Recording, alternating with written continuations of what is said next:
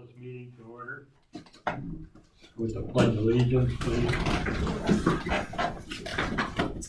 I pledge allegiance to the flag of the United States of America and to the republic for which it stands, one nation, under God, indivisible, with liberty and justice for all. Chaplain, prayer, please. Heavenly Father, thanking you in advance for bringing us to here safely this evening.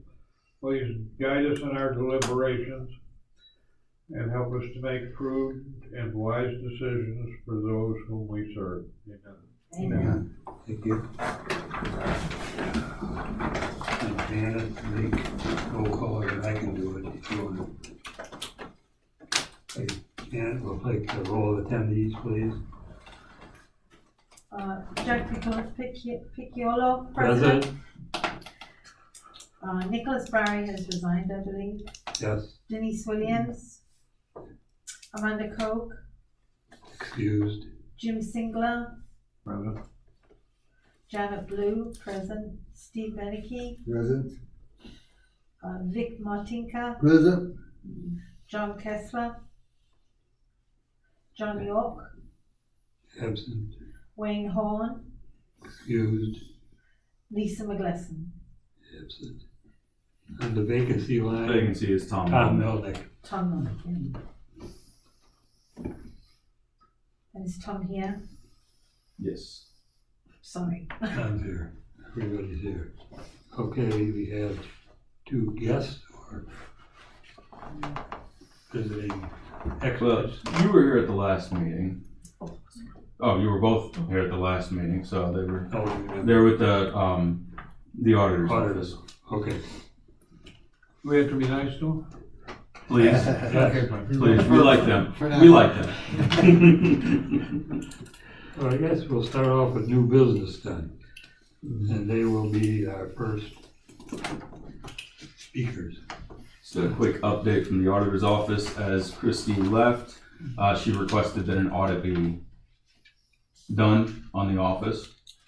So just, if you guys want to take it away, because I know there's not really a whole lot to report at this time, but any information you've got. Yeah, good evening. Yeah, thank you, Mr. Chairman and new superintendent, right? Eric, yeah, Eric, Interim. yeah, thank you, board. I have cards. I only have, I think, 5, and then I have some guy from ComEd, and I don't know if you want to contact him, but I would be happy to spread those around. My name is Duffy Blackburn. I'm the county auditor at Will County. With me tonight is the deputy auditor, Kathy Pleasant.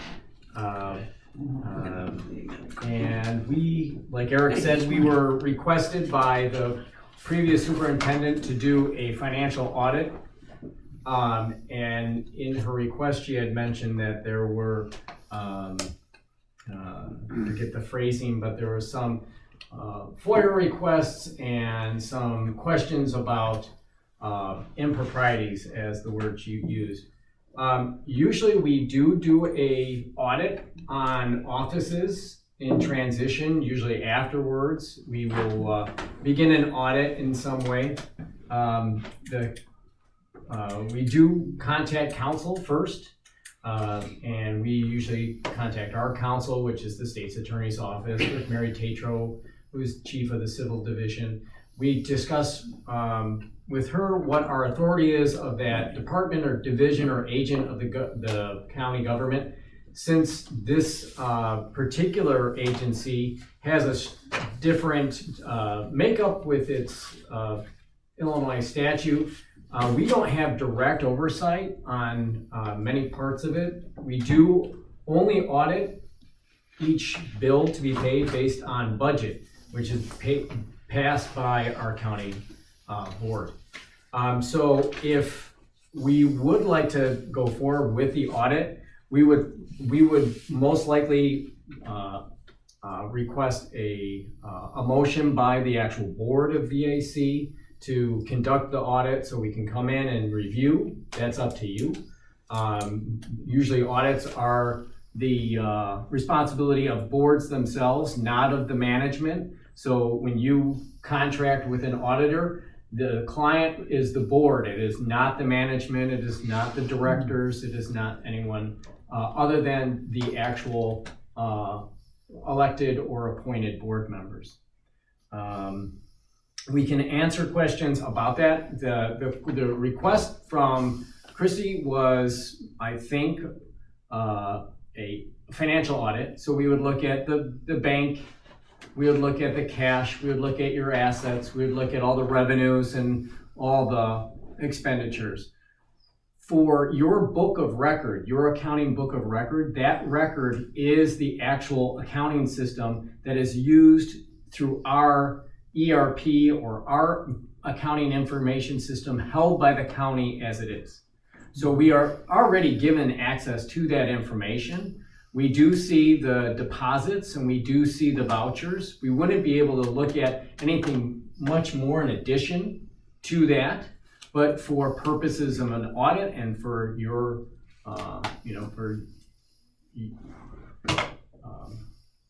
whatever your objective is, we would be happy to fulfill that objective. If you want to make a motion, and you would, I believe you would have to talk to your counsel, but we would be more than willing, and I would be happy to assist the board, the new director, and offer a free service, which would be free, one thing we would not be charging. Secondly, we offer a lot of insight and recommendations on how to better control and better achieve your objectives in control as well. I have a question. What's the normal time frame to complete an audit like this? I would say a normal time frame, the size of the audit, the size of the agency, I would say it could be done within 3 weeks. Good. Do you agree?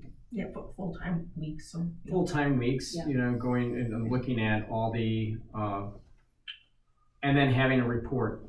For the beginning, it would be discussing, first discussing with board and management, different questions. We ask what you believe is material to your audit, what you believe is material in making decisions, what you see as risks, what you see as problems. We ask you what you would be staying up at nights if something happened. We would ask that question. We would then form the audit plan or our strategy of really what to look at based on that. And then that would be the first probably week or so. So we would have to schedule time to speak with board members and staff. Then after that, we will look at it. As far as the substantiate what you say is what you have, and what you say you're doing is what you're doing, and what you want to see doing is what they're actually doing.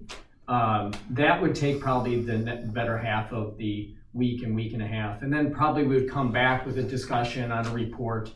And we would come back and say, what do you think? And it would be a fluid discussion on really what's important again and what kind of recommendations. Then we would come up with some sort of discussion on what the findings would be. And maybe if there's any action steps. Then we would come back to your board again and ask if there's action steps, how would you fulfill those, and how long it would take, and then plan a follow-up to see are those being done. So that's what we would do, and I think that's the full term of the work we would provide. Okay, right now, just Chrissy requesting the audit doesn't start the audit. You have to have a formal motion from the board. As we understand, there is a discussion now on that we need to have with Mary Tatro. An IGA was began discussing. So I'll defer to. Yeah, we're working on that. Right. I'm hoping that it will be presented to the county board at their next meeting, which is the third Thursday. Is that the 19th maybe? Yes. I think that's what it is. Specific language is probably not going to be included for the county auditor. It'll say there is. Or is there? It just says that the county will provide auditing services as requested. As requested. So And that's wonderful. Yeah. it's pretty general that way. The outside auditors, then, if they're going to do that, the outside auditors would be able to come in and do what they do, but they do very cursory work. They'll have a conversation maybe for 15 minutes, and then you probably won't see anything more than that, being the materiality of this agency. If we came in, it's much more in depth. We do have longer qualitative discussions with everyone to make sure we know what the risks and what you believe is important. As far as I would say the elephant in the room, I believe that the board was somewhat or semi informed on the allegations that we received. So in January 4th of this year, we were alerted. We have a third-party anonymous hotline for tips for fraud, waste, and abuse in Will County.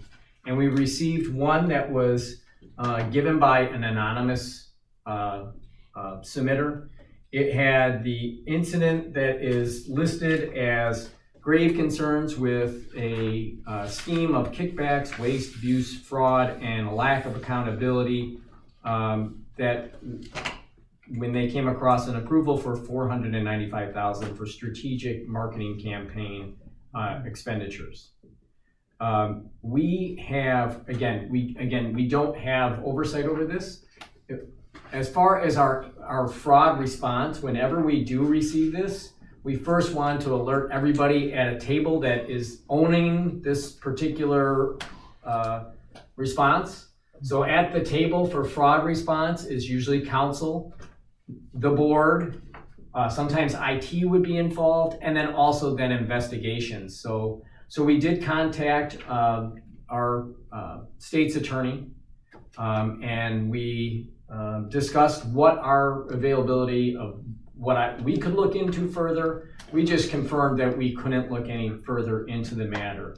But we do have all the information here. Good. I did make a phone call to Amanda Cook on the board because I'm familiar with her as a county board member. So we first notified her. We then sent, I sent this to her.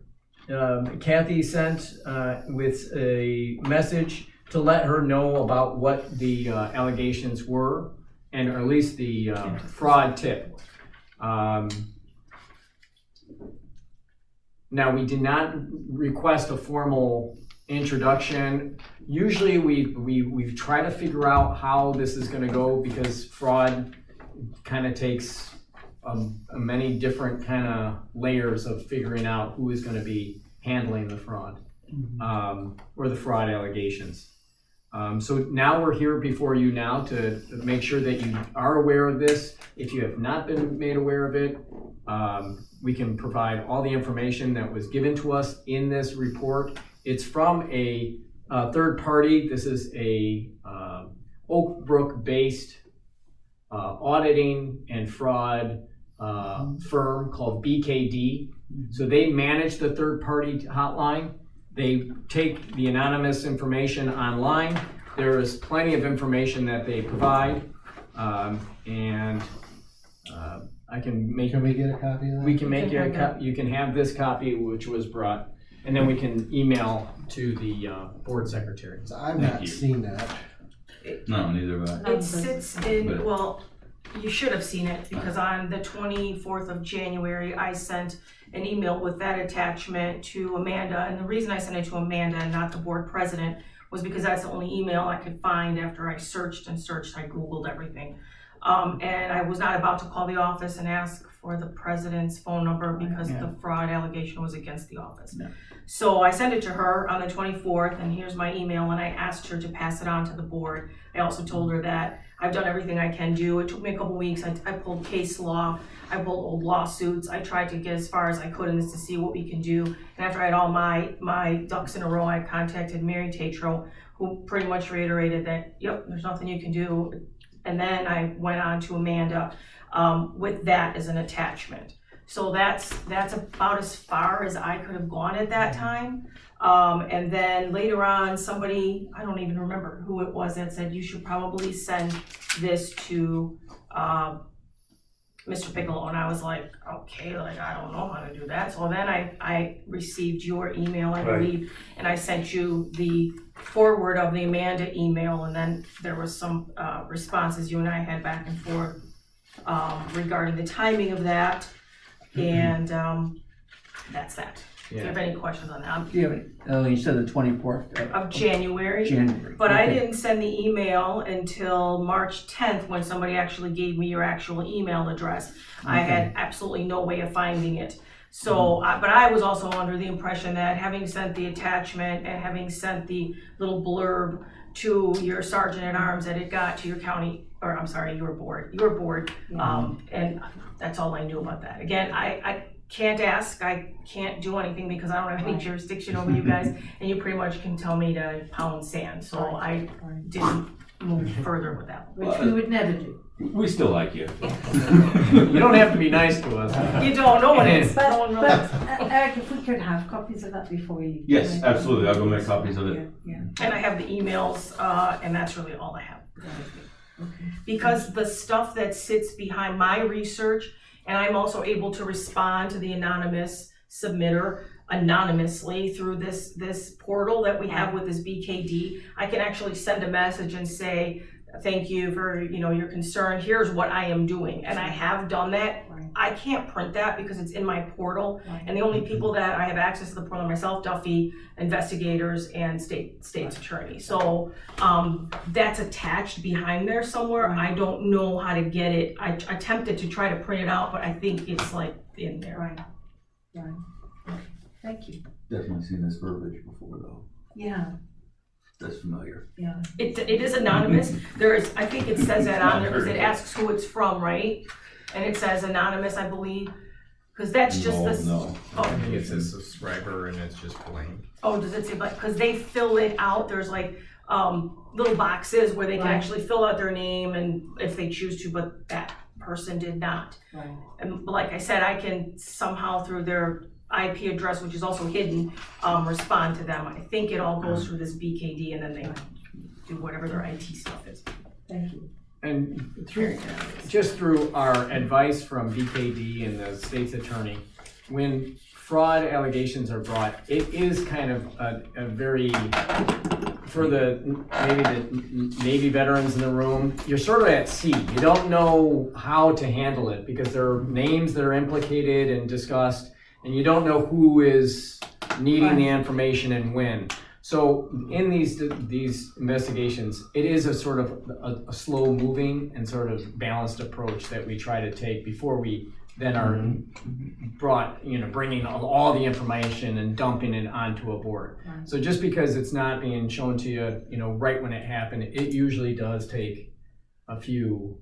Right. We try to verify, because some of them are kind of crazy that come through. It's like, my neighbor's car is very loud, my ordinance says that, like, we have tons of those that come through. So we always look at all of them to make sure that it's something we can do and then move forward from there. Thanks. So you need a motion. Does it have to be tonight? No. No. Because we got another meeting in, what, 2 Yeah. weeks? Yeah. Which- We can bring that up at the next meeting. I have a question. Do you foresee the necessity for board members to get a lawyer?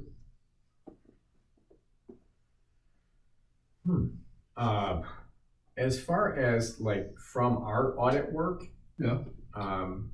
I don't believe you need any other counsel than I believe Chris could provide. From just, again, I would probably have to, You have the boards have their own attorneys? no, I don't. Well, yeah, Yes, they do they have do. their own attorneys.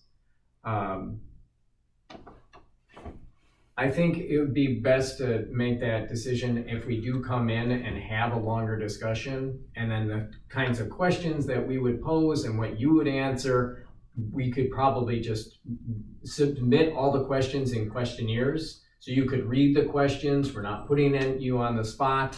That'd probably be best. So we'll, forward it on to Chris and make sure everyone knows any questions we're asking. would be then reviewed by attorneys before anything is being discussed. The other thought is there is no requirement that we have to proceed with an audit. This can be put off indefinitely. Just because, Christy wanted a clean bill of health on her leaving or exiting, doesn't mean that we have to fulfill that wish at all. And you, as board members, can just say, you know what, wait up, we just want to get our bearings, and then we'll proceed. So I would most likely recommend that at this point. We love audit, so we'll come in and we'll audit every paperclip you have in here, but we'll leave that to you. That's good to know. Good to know. Thank you. Anybody else? Questions? So right now, we presume that next scheduled meeting, we will discuss the request. Following through with the audit. Right. I think that makes sense. Put it on the next agenda. Yeah, 3 weeks from now. Okay. thank you so much. A question, is that IGA that we've been talking about, has that been approved or anything like that? I thought, because I thought at one time, we were told that if we needed any representation, it would come from the state's attorney's office. Well, that's by statute Yeah, now. okay. Yeah, that's by the IGA is going to basically open our employees up to a lot of county benefits that we don't currently have. If you guys are all set, then Yeah, did you want me to talk about the pro card at all? Because there were some misconceptions about why Yeah, the just for a county moment, purchasing yeah. card was taken away from you guys. So Duffy and I are in discussion about going out for bid for possibly a new purchasing card provider. Currently, we use BMO Harris, but it's been a long time, so we want to see what's out there. This happened to come in through the exact same time that we were having this discussion. And when I was talking with Mary Tatro on the phone and we were discussing how we have no jurisdiction and we were talking about different things, it popped in my head about the use of the purchasing cards. And the purchasing card agreement with These are cards that credit cards that would be in your hands to make eligible purchases. from makes county things a lot funds. easier. Allowable. Makes things a It's a lot yeah. easier. It's convenience. But part of our agreement with BMO Harris is in order for us to have no fraud liability, and we do have fraud on our cards all the time, especially around the holidays. We have to be able to, if we decide that it was fraudulent, we have to be able to maintain control over the employee enough to fire them. That's the only way we're protected by fraud. So when Mary and I were talking about this, we're like, we can't fire anybody at the VAC. So I said, well, if I can't fire them, or you or HR, whomever, they can't have cards, because then that negates our contract with BMO Harris. So it was really an immediate thing. So I just said, this is the reason. Immediately, these cards will be not allowed because we don't have any jurisdiction over you. So we can't have this because you're not part of it. So that is why they were pulled. There was no, malicious event or anything like that. It was purely the fact that it will negate our agreement with BMO Harris. And we have like 200 cards, so I really don't want to negate the agreement with BMO Harris. Well, it was good while it lasted. Yeah, you guys had It was easy to. So was it a new rule that came into, or did you just notice it? It was the review of the new contract. So we looked at our old contract before we went out to RFP. We were going to review what contracts, and then we reread that. We knew about it, but I think we were just taking a little bit more ownership of saying, wait a minute, we maybe would not have any jurisdiction, but you're right, yes, we didn't. So it was an improvement on what we were doing. One of the provisions of the proposed IGA is to close that gap. And it's easy to regain them. I mean, I'll just light them back up and then you guys can use them again, but I turned them off immediately. It didn't really cause a problem as far as you guys running your office and doing your purchasing and helping out the vets, and that had nothing to do with it. The purchasing card is, everything is the same. Now again, we don't have jurisdiction, but generally speaking, if we did in your part, like any other office of the county, it's the rules all are the same for any purchases in the county. The only thing that the purchasing card does is it differs in the way that we pay it. So it's a credit card, immediate. There's no purchase order process, there's no entering it in the system, there's no going blah, blah, blah. The controls are all there. because they still have to have signatures, they still come to our office, we still review absolutely everything. And then we ask, if we have questions, we ask, which we always ask, which I'm also told, again, you don't have to answer it. You can say, no, sorry. And the other thing that I wanted We've to, always answered. yeah, you do answer. The only thing I wanted to bring to your attention is, you guys can give us whatever you want out of your meeting for us to review as part of that document. So even in the future, if you approve some $40 million new building or whatever, we have that backup as backup. It's your approval that makes that a good charge. So you could be liable if there was something wrong. You Shady could with be that. liable. Yeah, right. Yes, I thought you meant me too probably, but yeah, you and I, we're liable. And I believe the purpose of the IGA would serve the purpose to say, Yes. correct me if I'm wrong, that if there was fraud that was committed by a purchase card by an employee, that you would take, Yes. effective It action. binds this board, our commission, to follow the terms Yeah. of the credit card agreement, which means Oh, that which we is would that. be required to Yes. fire that Okay. employee. Okay, so it's just as the same as everyone else, right? It's just gonna be, okay. And The everything firing else, would be done by us, but we're obligated No, by right. contract. Well, right. yeah, the Right. firing would That's be done by their- whoever else is yeah. HR in that instance, but they'd have to be, or else the You're county required to be. will be paying for that new kitchen that the person bought. And we laugh, but it really did happen in a different county. There was somebody that on their purchasing card did purchase a brand new kitchen. So it happens. And some counties don't look at it until the end of the year. They have interns, because it gets paid automatically. It's taken out of the county account immediate, at month end. And then some people look at it way after the fact, like they put it aside. We look at it every single month. Yeah. So It we're does not do seeing it. Okay, we're seeing it come through about 30 days later. Yeah, So, that's, I think, good. yeah. That was Winnebago County in 2018, where the purchasing manager was actually doing it herself. Oh, wow. And they actually replaced them with the deputy auditor. You don't want to become the purchasing director, but She had a horse farm. No, that's a different That's one. another That's another one. one. So you kitchen is That's different. okay. Thank you. Thank you. All right, Thank thank you for coming out. Thanks, I Thanks, definitely thought it everyone. was important you guys understand Yeah. exactly what's going on. Thanks. Thank you. Have a good You got my evening. message too, right? Yes, I did. Thank you. Okay. Eric, I forgot my coat. Next on the agenda. Sell it to her. You know what? I wouldn't be able to get in my car. Someone would have to take me home. Jeez. Thank you. Discussion on the appointment and election process notification to fill executive board member vacancies. I have a comment on that. First of all, on the agenda, I don't think it was correct. I think the vacancy should have been the Nicholas Barry line. You're correct. There was a lot of confusion Right. because Plainfield American Legion elected new delegates, Right. which you were representing Plainfield, so I wasn't sure about the Plainfield if you're not. Well, so we discussed it, that I would do, delegates don't have any, direct, they're not voting or Right, anything like right. that, they're just But as representing an the elected vote. Right. official, Right, you yes, maintain your seat even though Plainfield brought in new delegates. okay. And the issue has been resolved because. Well, does my commander know about it? Vic? Yeah.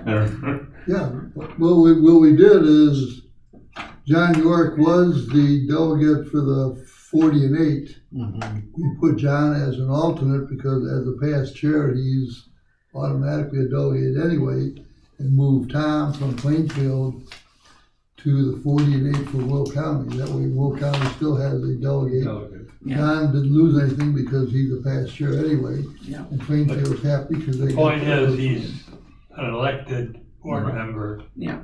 Doesn't do anything with the delegate. They can change their delegates all they Yeah. want. Right, but, He Right. stays in office. Yeah, he's But still he in has- office. okay. He's still a member of the executive. we There's got- another question on one of our bylaws here that needs clearing up. Is that until the end of the term? Yeah, Yeah, until the end of He's the still term. until And the end then- of his term. If you didn't have a delegate, if you weren't a delegate, I'm not exactly sure how that would play out, because then you wouldn't be able to return to the Right. board if you're no longer a delegate. But we got that sorted out. You're not a delegate, so. Okay.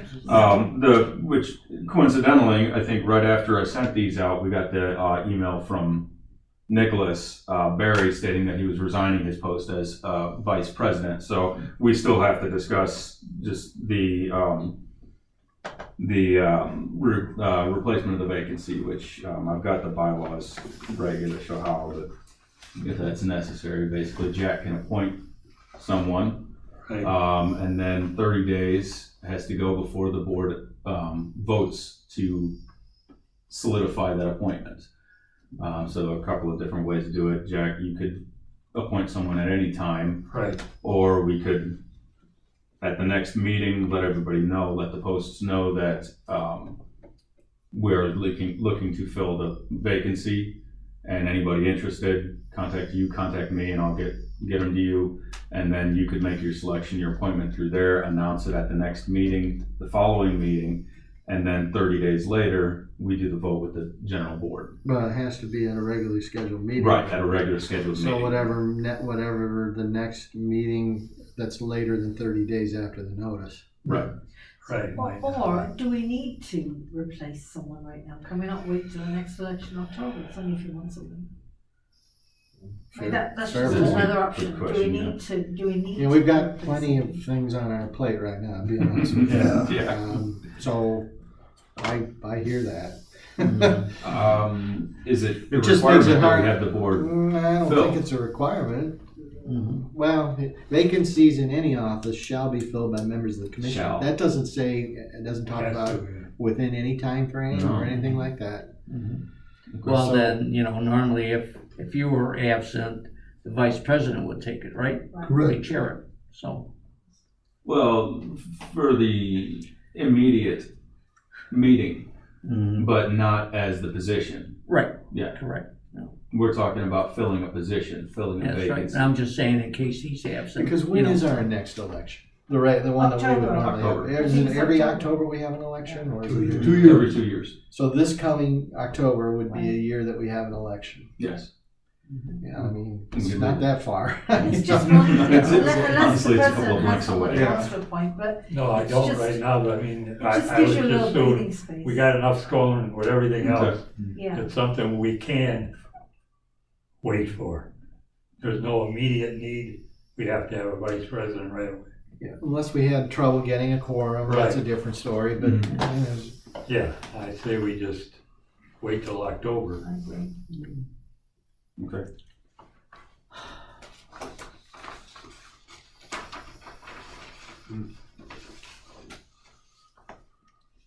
Okay, that's it for the regular meeting. I need a motion to go into closed executive session. I'll make that motion, Mr. President. yeah, we have to specify for Okay. discussion of Personnel personnel. and litigation. So I'll make the motion to go into executive session to discuss personnel and litigation. And unfortunately, the Open Meetings Act requires that We need to say the numbers. No, we have to say, for the litigation part, because There they- is no, yeah. they don't really like litigation as a reason. We have not been sued, we are not in a lawsuit right now, so it has to be because we believe that it's probable or imminent. So you all have to be convinced that we are probably gonna get sued or imminent. I don't think imminent applies, No. so I think the only thing is So it's a potential lawsuit. Probably. probable lawsuit, and you have to Probably. state the reason for this finding. What is it? You have to state on the record, what is it that leads us to believe that we might get Can I sued? state that, or is it? Well, there's You nothing can secret about that, then, is there? Right, no, the Just saying multiple we have to have it on FOIAs, the record. the multiple FOIAs that came through are pretty indicative of a potential lawsuit that is to come. So that is why litigation is listed as the executive closed session. Okay. Are we gonna be as forthcoming as Joe Biden? Oh, God. Don't get Is me he on wrong. our agenda? Here we Because go. if he's not, we're not talking about it. No, that's not on the agenda. We're next. I'm trying to remember how we did this last time. We had to go out of regular, Right, Right. right. I guess we have to have a You have vote to first, close, though. you have to make a motion to Right. Make a close, motion. adjourn, We have a adjourn motion. the regular meeting, then open the closed But session. I'm talking about the Do I have to the stop the mechanics. recording? Yes. I think I'll stop the recording and make a Yes. new recording for the Correct. executive Yes. closed Correct. session Correct. once we close out. So I'll make a motion to adjourn the regular meeting, the special meeting. Second, And go Like into Martinka seconds. need a voice vote or just? voice vote is fine. Oh, no, wait a minute, hang on. I do believe that you have to have a motion to, I do believe that says you have to have a roll A vote roll to go call. into an executive session. Good, yes, Okay. all vote. Okay, Okay, roll call, please. that would be Jack Kyoto, Yes. Denise Williams isn't here, Jim Singler, Yes. Janet Blue, yes, Steve Beneke, Yes. Tom Milky, Time number. oh, fine, Oh, he's at, I, is he absent? yeah. Vic Martinka, Yes. John Castro's in here, John York, right now. That's it. That's it? There you go. Okay. No nays, the motion passed. All right, I'm gonna stop the recording and then start a new one as the executive summary, executive closed session.